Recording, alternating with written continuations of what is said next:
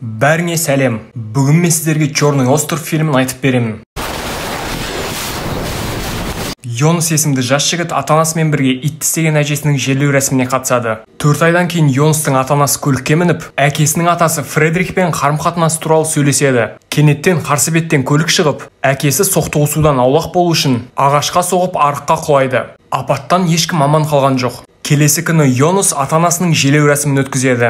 Жігітті қолдау үшін достары Фло, Джули, Нина келген. Ол қайғы мен үмітсіздікке ұшырайды. Алайда Нина оны жұбатуға тырысады. Кейін атасы Фредериктің үйіне қайтыс болған отбасына құрмет көрсету үшін адамдар жинала бастайды. Атасы немересіне келіп, Бавариядағы тәтесіне көшудің қажеті жоқ. Аралда онымен 18 жасқа толғанша бірге бола алатынын айтады. 1 жыл өтті. Йонастың ауруы басылды. Біз оның велосипедте достарымен қалай кездескенін көреміз. Және олар бірге мектепке барады. Оқу күнінің басында кабинетке мұғалім кіріп, сыныптағыларға көшеге шығуды айтады. Ол балаларды жинап, олардың мұғалімі Май Ники мырза Майоркадағы демалыс кезінде апатқа ұшырағанын айтады. Және ол осы жылы неміс тілінің мұғалімі болады. Кейін әйел өзін Хелена Юн деп таныстырады. Сабақтан кейін Йонас көшеде отырып әңгімелеседі. Оларға Хелена жақындап, олар кешке бос па, және ол көшкеннен кейін жиһаздарын жылжытуға көмектесе ала ма деп сұрайды. Оны естіген Нина көмегін тез ұсынады. Балалар бірге кездесіп мұғалімге барады. Үйге келген жігіттер шкафты жинай бастайды. Ал Нина кілемді кесу үшін төменде қалды. Ол қоймаға барып, Майорка деп жазылған тегі бар чемоданды табады.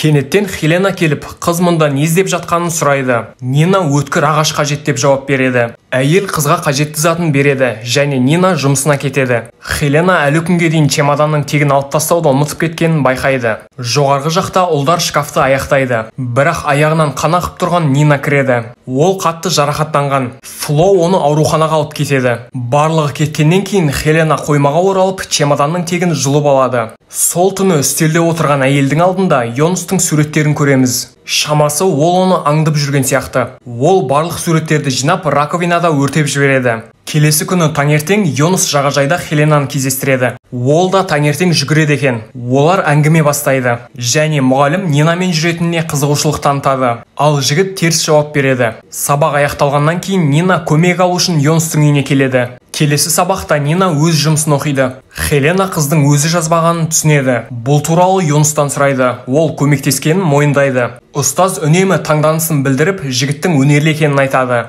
Әйел оның басқа жұмыстары туралы және оларды көрсетуін сұрайды. Міне біз тағы да Хеленаның үйіне келдік. Ол бұл жолы бақшада жұмыс жасап жатыр. Және Йонастың пошта жәшігіне пакет салуға тырысып жатқанын байқайды. Оған жүгіріп барып салмақшы болған пакетін алып, үйіне шақырады. Бақшадағы жұмыстан шаршағаннан кейін әйел душ қабылдауға кетеді.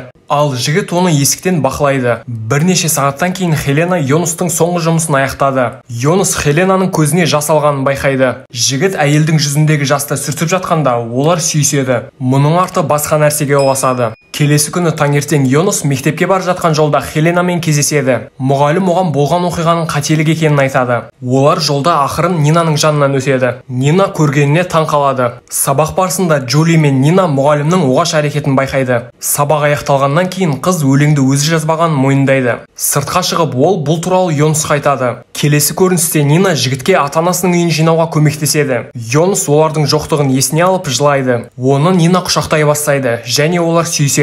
Қыз оны ата-анасы сияқты жоғалтпайтынына сендіреді. Bir күннен кейін мектепте кішігірім семинар өткізіледі. Онда ата Фред сөз сөйлеп тұрып, Хеленаның шашы қысқарып алыста тұрғанын байқайды. Ер адам елес көргендей болып жерге құлайды. Немересі оған көмектесу үшін орнынан ұшып тұрады. Нина Йонасқа атасы талмай тұрып Хеленаны көргенін айтады. Жігіт шатасып тұрсың деп сенбейді. Қыз ренжіген күйі үйден шығып кетеді. Сол түні Йонас Хеленаның қасында оянады. Ол оны сүйіп, аймаласа жөнеледі. Таңертең әйел үнсіз үйден шығады. Бірақ Нина оны байқап, ашуланып, есік алдына жігітке таңғасын қалдырып кетеді. Бірнеше сағаттан кейін Нина мен Джули жағажайда жүгіріп келеді. Олар досына бүгін таңертең және семинарда болған оқиғаны айтып береді. Содан кейін Джули оған әкесінің Хеленаға ұқсайтынын және шаштары бірдей мұғалімі бар екенін айтады. Таңертең Йонас мектепке баруға дайындалуда, бірақ атасы одан бармауын өтінеді. Жігіт мұның мұғалімге қатысы бар ма деп сұрайды. Бірақ Фредерик ол ойынан тез бас тартады. Йонас оған Нина Хеленаның көргенін айтады, ал атасы оған көрінген болуы мүмкін деп жауап береді. Атасы немересіне Нина қалдырған таңғы асын береді. Мектепте Нина кітапханадағы ескі альбомдарын қарап шығады. Ол Хеленаның басқа Мария Рот есімді фотосуретін табады. Кенеттен мұғалім келеді. Қыз одан аралға не үшін келгенін сұрайды. Нина Йонсқа бәрін айтып береді деп қорқып, әйел оны өлтіреді. Осы кезде жігіт дәлізді аралап Нинаны іздеп жүр. Хелена оны жолдан шатастырып, мәйітті жасыру үшін кітапханаға оралады. Әйел арқанмен қызды орап, кейін оны көлігінің жүксалғышына салады. Жолда ол қыздың велосипедін ұмытып кеткенін түсініп, жағажайға оралады. Йонс достарын кездестіреді. Ол олардан Нина туралы сұрайды. Жігіттер оған қыздың бүгін таңертең мектепте болғанын айтады. Осы уақытта Хелена жағажайдың арғы жағында Нинаның денесін тастап жатыр. Кейінірек біз қыздың ұнтақты майдалап жатқанын көреміз. Және кенеттен Йонстан хабарлама алады. Онда ол оған мүмкіндігінше тезірек кездескісі келетінін айтады. Кездесуде жігіт құрбысын жоғалтып, алаңдағанын хабарлайды.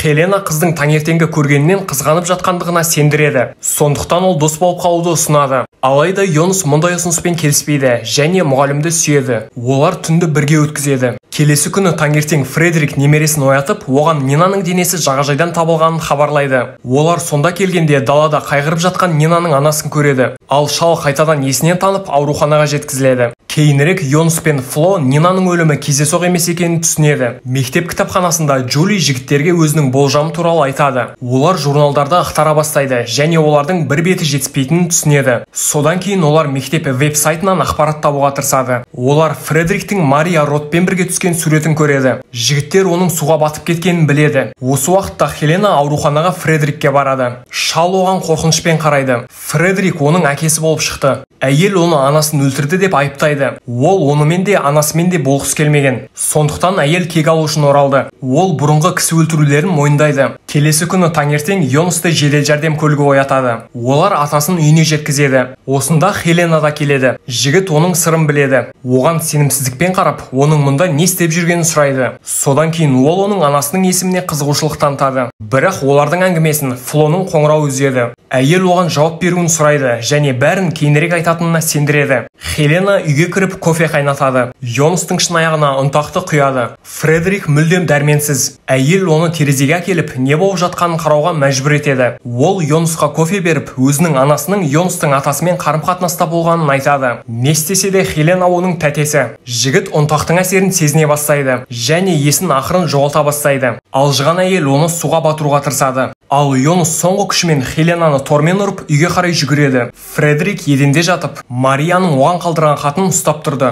Хелена күтпеген жерден үйге басып кіріп, жігітті тұншықтырады. Демін шығара алмай, ол шыны кесесінен ұстап тұрып, жүрегіне сұғып алады. Бірнеше күннен кейін Йонс кемеде жүзіп келе жатып, кенеттен Хеленаға ұқсас сары плащ киген қызды байқайды. Ол бейтаныс қыздың соңынан ереді. Бірақ бұл жай ғана басқа қыз екені белгілі болды. Енді Йонс өмірінің жаңа тарауын бастай алатынын біледі. Арнаға жазылып, қоңыраушаны басуды ұмытпаңыз. Сонда сіз жаңа видеоларды бірінші болып тамашалай аласыз. Сондай-ақ арнадағы басқа да видеоларды көріп шығуыңызға кеңес беремін. Келесі видеода кездескенше сау болыңыздар.